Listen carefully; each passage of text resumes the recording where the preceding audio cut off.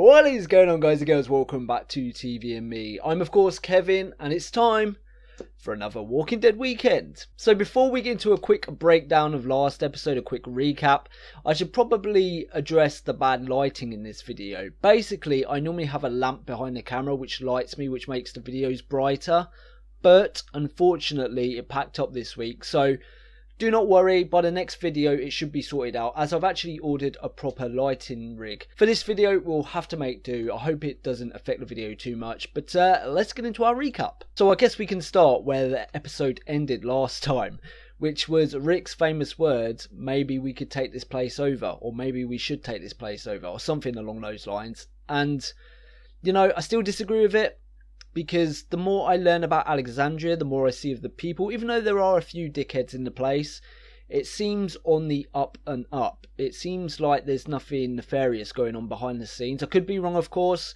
We've only had one episode based in Alexandria. And the person in charge, Deanna, the congresswoman, I believe she was, she seems like she's a good person. Mainly because of the whole situation with Glenn and I believe his name is Aiden. The situation where she could have easily sided with her son, but she was smart enough to see that that whole situation could have escalated into something more.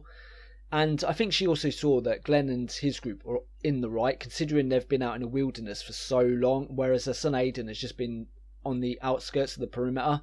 He's not really experienced tough living, eating dogs, you know, surviving cannibals, tank battles, for God's sake. He's not experienced none of that. So I think she was right to side with Glenn and Rick and the group in that situation. But like I say, we've only spent one episode there, and whether or not there are bad things going on, I do not know. But at this point, I hope Rick doesn't make a play for taking over.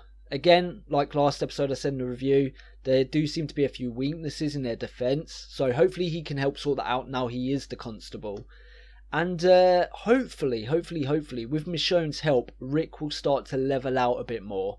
Because it's quite obvious to me, and I'm sure it was to you, that Rick has spent a bit too much time outside a set of walls, outside of town, outside of society. He has gone full Walking Dead, if that's even a thing. He's gone full Walking Dead. And I feel like with the help of Michonne, you know, with the help of this town, he could come round again. But I'm worried, like I say, with those last words from last episode, that he's got bigger plans. But I guess we'll leave that there, because I could go into depth a lot more about last episode, but I spoke about most of it in the review. So let's get into this episode. It is season 5, episode 13, I believe. Wow, we've only got 4 episodes left of this season, and then we're on to season 6 and then season 7, and hopefully I'll be caught up by the time season 8 starts. So let's get into this. I'm looking forward to it. So what do you think? Go in when it's empty. Well, how's that? It's locked up at night. The window, there's just a latch. I can leave it open. Sir, we need to do it sooner than later. Right now, they're not watching us, not worrying about meetings like this. We may need the guns, we may not. Fuck. We will, whatever way it goes. They're the luckiest damn people I ever met. And they just keep getting luckier. How's that? We're here now. Well, that's not going to be good. Oh, Michonne. Or maybe Deanna's trying to get rid of us and them. You put these jackets on me and you. Have the people see it. If that's the play, that'd be smart. And she seems smart. Smart for then or smart for now? This is now. He needs to tell Michonne. Michonne is going to take it so badly if he makes a play on that place. And he leaves her out of it. Come out! Now! You can tell the difference between walkers and humans by sound? Can you tell the difference between a good guy and a bad guy? Rick doesn't seem to be an expert at that. Ain't much of a difference no more. There's going to be a police force. That's why I want you two to start it. I see a vibrant community here with industry, commerce, civilization, real lives. He doesn't believe a word of it, Might does be he? horses and mills, but what? Does that sound like pie in the sky? No. No. Yes. No. You afraid of guns, ma'am? No, Well, I had a handgun and I carried a rifle when we were on the outside, but I'm not an expert. Not with those, at least. My name is Tobin, and whenever you want, I'd be happy to teach you. It's better to be safe than sorry. It'd be nice. Thanks, Tobin. If only you knew. Thank you, Olivia.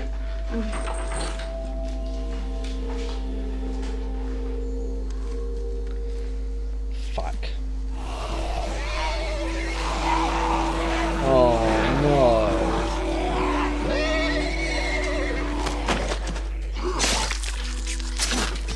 Fuck those walkers. Go ahead.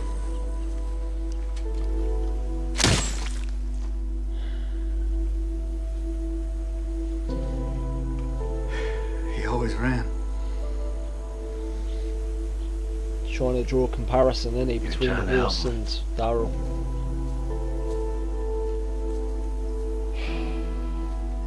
Fuck. Daryl. Hey. Thought you were going to that party over there. Oh, I was never going to go because of Eric's ankle, thank God. Why the hell did you tell me to go then? I said try. You did. It's a thought that counts thing. All right. Hey, come in. Have some dinner. Come on, man. Some pretty serious spaghetti. Daryl is really confused. She's here, which means it's empty, so... I'll go with you. No, remember. You're invisible. This place has a pretty amazing view. Yeah. Yeah, take a look.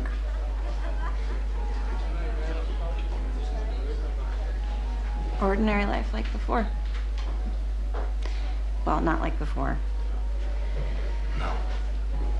They're all from totally different backgrounds, different places. They never would have even met, and now they're part of each other's lives. They are each other's lives. It isn't enough, but it's something. It seems as though they're trying to show people, talking him out of doing what he's going to do. Like, even with Carl now. He's going to change his mind, isn't he? Yeah, it's a pretty good view. Do you want a stamp? Sure. See, now you're officially one of us. Hey, Sam. Sam, wait, don't run. Have I seen that A somewhere I'll see you before? later. Yeah.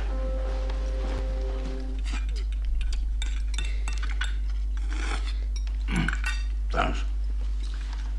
When you're out there, if you happen to be in a store or something, Mrs. Neutermeyer's really looking for a pasta maker, and we're all really trying to get her to shut up about it.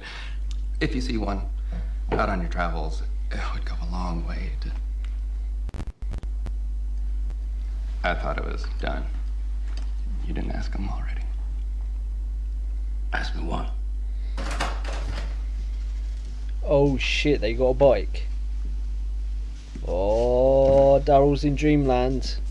When I got the place, there was that frame and some parts and equipment. Whoever lived here built them.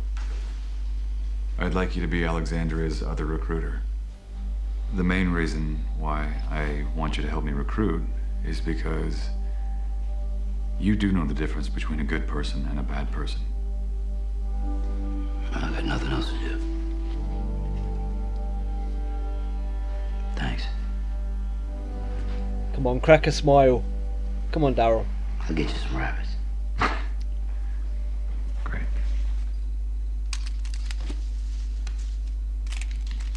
She's gonna get caught. Somebody's gonna walk in. What are you doing? Fucking knew it. But I'd have to tell my mom. I mean, I tell my mom everything. You can never tell anyone, especially your mom. Because if you do, one morning you'll wake up and you won't be in your bed. Where will I be? Tied to a tree. And you'll scream and scream because you'll be so afraid. No one will come to help. Because no one will hear you. The monsters will come. The ones out there. And they will tear you apart and eat you up all while you're still alive. Or you can promise not to ever tell anyone what you saw here. And then nothing will happen. Fuck. I get what you've been telling me. What's that? Here isn't that bad. Do you want to take her? Yeah.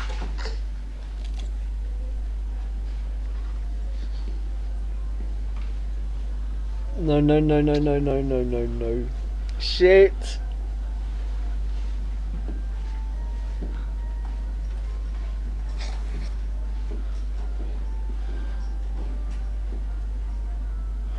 Now I know how to work one of those machines. Oh, they're amazing. Oh, shit. Better one to look. Sasha, honey, what's your favorite meal? I'd love to cook it for you sometime. I'm doing it for all the new arrivals. Just worried that I'll end up cooking something you hate. You're worried. That's what you worry about?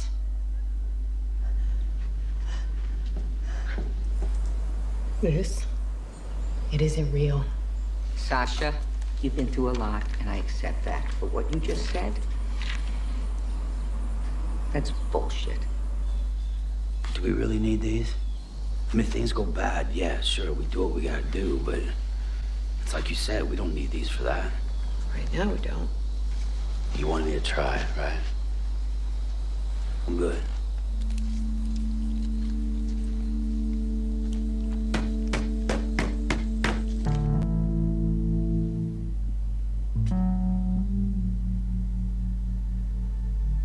Well, I guess that represents Michonne, you know, literally hanging up her sword. Hey, Rick.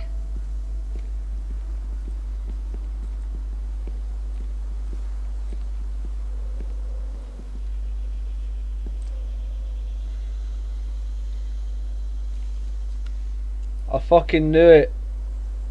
He's... Oh my god, this is gonna end badly. Where are the girls I left far behind?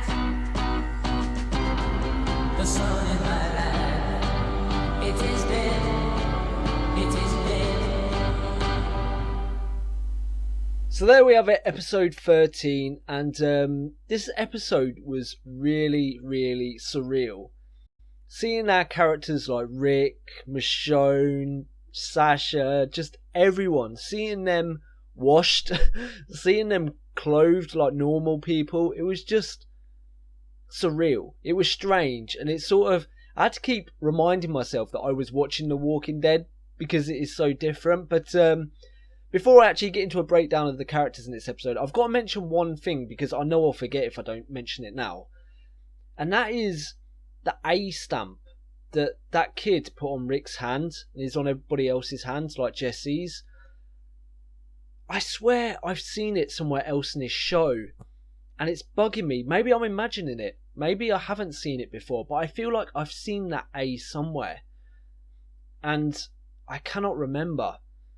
I've been racking my brain all through the episode ever since I saw that moment. I've been trying to remember. I feel like I've seen it on a wall somewhere, or I've seen it carved into a tree. No, but that was the marks, weren't it? Rick left on the trees. I've seen it somewhere, I swear I've. Maybe I'm imagining it, like I say. But if that comes up later, I'm going to kick myself if we have seen it somewhere else. But with that little minor detail out of the way, let's get into a breakdown of this episode. Not really too much going on. I think this episode was all about Rick and Daryl mainly. Not so much Carol. I think Carol is still in the same mindset, but I think it was them, like the hardcore of those who have come into this Alexandria, those people coming round to the idea that maybe, you know, this isn't such a bad place. Maybe we can hold off for a while. Maybe we can, you know, try and fit into this community. Maybe try and help people. Maybe try and, you know, just live a normal life, at least for a little while, because the plan was set, or at least they've started their plan in terms of getting the guns. And we saw there, Daryl decided against it. It seems like Aaron has talked him round, and I'm a little bit worried with that as well. I've become so suspicious of this show. I've become so suspicious of people, but even though they all seem nice, it doesn't seem like anything bad's going on. When he showed Daryl the bike, which I thought was a brilliant moment for Daryl, but at the same time in the back of my head, I had the speech from Rick in the last episode where he said about people will give you the things you want most. It was something along those lines as he was coming down the stairs in the police uniform, and I even said it about them giving him the police position. Maybe they're trying to lure him. And it's the same with Daryl. They know Daryl likes motorcycles. They know he had a motorcycle. So the fact they've given him one is another thing where I'm thinking, are these just nice people, or are they doing this in order to win them over, to lure them into a false sense of security? God, I'm so suspicious. I know, it's bad. I even catch myself when I'm watching the show. I'm like, oh, these are good people. Oh no, they're probably trying to trick them. Like, every single moment there's a good thing. I'm trying to think how it could be an angle they're working. And, I hope the motorcycle thing is just a good thing, and I hope this community is just good. But, it's building and building. And I said before I was 50% there. I'd say I'm now 75% there in trusting these people. There is still that doubt. Speaking of mistrust as well, I should probably talk about, I think his name was Pete. We have Jessie, which is the hairdresser lady, and then there's her husband Pete. I believe that's their names. And Jordan, I apologise if I've got them wrong. You told me them, but all these names, I'm bound to forget someone. I believe it's Pete. He's a doctor, and doctors tend to be good people, but you could tell just from that one moment last episode that maybe he's got a jealousy streak in him. And I'm sure you can tell as well that Rick does like this Jessie character. You can tell just from the peck on the cheek, just from the way he looks at her. And it seems like she may have a bit of a soft spot for him as well. This soon, they've only known each other a little while. But if something possibly came out of that, which I wouldn't rule out at this point, I think the husband, Pete, could overreact. And from that moment at the end there, where we saw Rick watch him walk away in the distance and he put his hand on his gun, I feel like the state of mind Rick is capable now, the state of mind where he's able to use that switch like Shane had, where he can just turn off his emotion. I believe that he would shoot Pete in a moment where maybe he lost control, maybe where he slipped back into his old ways. He is capable of that, and if that happens, especially because they got a son together as well, I feel like Jessie would hate Rick. Before we talk about Sasha as well, I also want to mention that moment with Carol where she threatened that kid, which is, it's a complete turnaround of what we've known of the Carol character. She's always been the one protecting the children. She's always been, even though, she is a badass, she's always been that motherly figure, with Lizzie and Mika and with Sophia. Children have always been at the root of who she was, and she was even the teacher in the prison, I believe, when they were there. So she's always cared about children, but how cold she was towards that little kid, the way she threatened him, and she described in eerie detail everything that would happen to that child, and it obviously traumatized him, but, that kid, I've got to say, that kid came across as a bit spoilt. I don't know what it was about him, but he came across as very spoilt. Maybe because he's been protected this whole time, and we've been living with Carl, who's had nothing, and, had to kill his uncle practically in Shane. He's had to kill his mother. He thought Judith died. He's gone through so much trauma. So that's the kid I know. And then you see this other child who is obviously, he's asking for cookies. He wants cookies. It seems greedy, and it seems like he's very spoilt, like I say. But even so, he is a kid.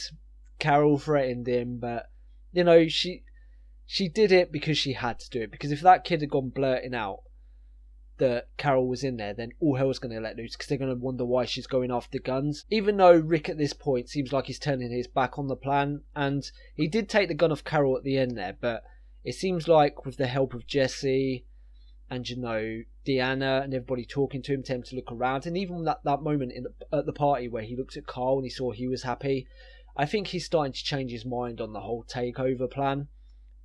And it seems as though actually he's taken my advice, because he obviously heard me from last episode where he's given them suggestions on how to improve Alexandria with the watchtower and patrols on the perimeter. Which I feel if Diana does that, or Deanna, sorry, does that, it might put his mind at ease a bit, and maybe he will stop with the plan to take over. Even though I think Carol is dead set on it, I feel like she's the one that's going to be the driving force behind the plan. And like I say, if they do go through with it, I think Glenn, Maggie, Michonne, probably Abraham and Tara and everyone, maybe they will feel betrayed by Rick. The fact that he kept them out of the loop.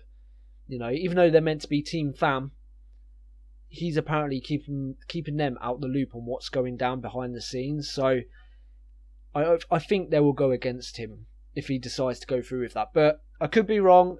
They could jump straight into line behind him because he's had their back for so long and he's helped steer them through plenty of traumatic events. But we'll have to wait and see. So finally on to Sasha, and it seems as though she is the last person to not fall into the life of Alexandria. It seems like she's having the most issues, which isn't surprising if you think about it, because recently she lost Bob and she lost Tyrese, her brother and her lover. And, she's not had time to mourn. She's just been through the ringer. She's just dealing with the anger, she's dealing with the depression, she's dealing with the trauma of it all. We saw in those few scenes where she was seemingly zoning out. Things were suddenly going awry in a world around her. She didn't, like the situation she was in. She was even lashing out at people, like that woman who asked what her favourite meal was, because she was worried that she would cook something she didn't like, and Sasha automatically jumped on that, you're worried about a meal. After everything they've had to worry about in the past, you're worried about a silly meal, or whether I'll like it or not. I mean, she's eaten dog in the past, so obviously she doesn't give a shit what she eats. But, that woman was just trying to be nice. But to Sasha, it's almost an insult. And I'm sure it is to everyone else, but, they're starting to fall in line. It's almost an insult that is a worry when there's so much suffering going on beyond the wall. So maybe Sasha is taking it personally that, there are people outside when they're just lording it up inside the walls. And that's why she goes out, and maybe that's why she won't, fit into the surroundings. Who knows? Maybe she will get over the mourning process. Maybe she will accept Alexandria. But at this point, it's looking very, very unlikely. So that's about it. And like I say, a really surreal episode. But if this is going to become the norm, or whether it's just going to last a short period, I don't know. But if this is to become the norm, I guess I've got to start getting used to seeing them this way. Seeing them be civil, seeing them clean, seeing them in clean clothes, seeing them not having to deal with day-to-day survival, because behind the walls they are apparently safe. So I don't know, it's just strange. I did enjoy this episode though, I have to say that. It's completely different to what The Walking Dead has been so far. But I've got to say, I've been asking for it for a while, especially in the previous episodes before Alexandria. I was always saying how Rick needed a holiday, how the group needed a holiday, and if this only lasts a short time, at least they've had the holiday I wished for. So until next time, guys and girls, thank you for watching as always. I really appreciate it, and until then, bye bye. Thank you for watching The Walking Dead Weekend with me. If you enjoyed this video, please leave a thumbs up because it helps me and it helps the channel grow. Also, if you've got any thoughts or theories about the episode, remember you can leave them in the comments section below. But please, no spoilers. If you'd like to support me even more than you do now, you can find me on Patreon, where for as little as $1 a month you can take part in Patreon polls or even get early access to my videos. And finally, if you want to keep up to date with the channel, you can find me on Twitter at TVandMeReacts, or you can subscribe.